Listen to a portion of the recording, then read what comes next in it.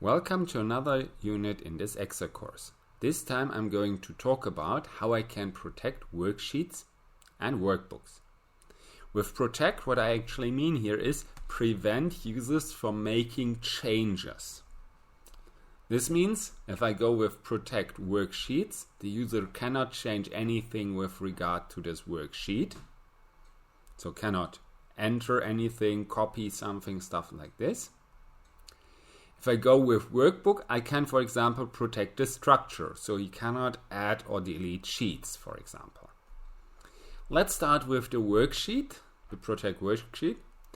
Well, in both cases, I have to go first to the dialog, the menu, review, and then here to changes. Then I have protect sheet, protect workbook.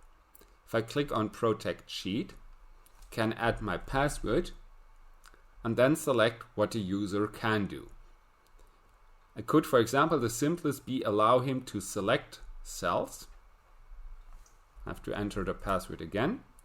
So I cannot double click or change anything, but I can still select something. And if I can select this, I can also copy this.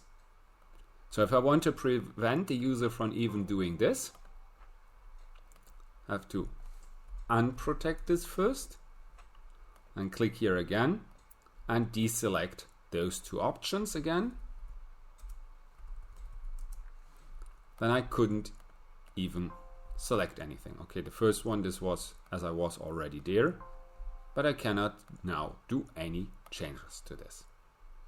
And if I switch sheets, what I see here is in the other sheet, this didn't really matter. I can enter something, could write something here. So whenever I actually apply this protect sheet, this only works for this one specific sheet. However, this also means that I can set sheet-specific passwords. So I can set a password and give the password only to those people who actually should have access to those specific sheets. If I then check something else, like right-click down here, I can see that, however, I can still go on and, for example, rename or delete the whole sheet, hide the whole sheet. So I can still make changes to the workbook as such. To unprotected sheets, same way as for protected sheets. So no one will stop me from erasing the whole sheet at once. Well, that's not wanted as well. So to avoid this happening, I can go with protect workbook. If I go with protect workbook, here I have the option with structure. This means it keeps the structure intact. So again, I can set a password. Then, well, it doesn't really change anything to what I can do in the unprotected or protected sheets. But if I try to change something here with the sheet structure, can no longer delete them, cannot insert new ones, cannot copy, move something, and in particular, I cannot hide or unhide something. So if you lock the workbook structure, you can also keep someone from unhiding worksheets. So if you hid some worksheets, and with hidden, I mean normally hidden, not very hidden, you can keep someone from actually doing changes here as well, so in unhiding them again. I could also then unprotect this. Still,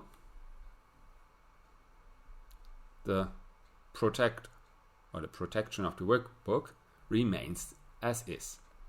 Well, so it keeps the structure intact, but I still have one problem. And the problem is that someone could still open the workbook. So you can take a look at this, even though if everything is protected, every sheet is protected, the whole workbook is protected, its structure is protected, someone could still take a look at this. If I try to avoid this as well, I have to go to File and to the Save dialog.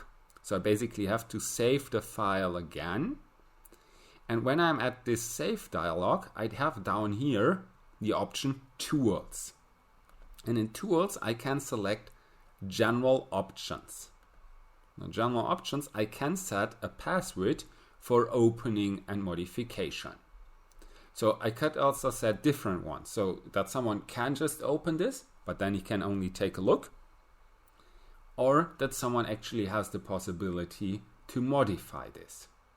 Well, this would still be overridden with the Protect worksheet, but still I have the possibility to actually set additional safeguards for someone accessing my workbook. So this is an additional option which I can use to actually have an impact or influence on who can access which parts of my workbook. And well, this is then the final comment in the context of this unit. So I hope you enjoyed it up to this point. And if you want to see more on this topic, more on Excel, feel free to visit the rest of the course or have a look at the corresponding playlist.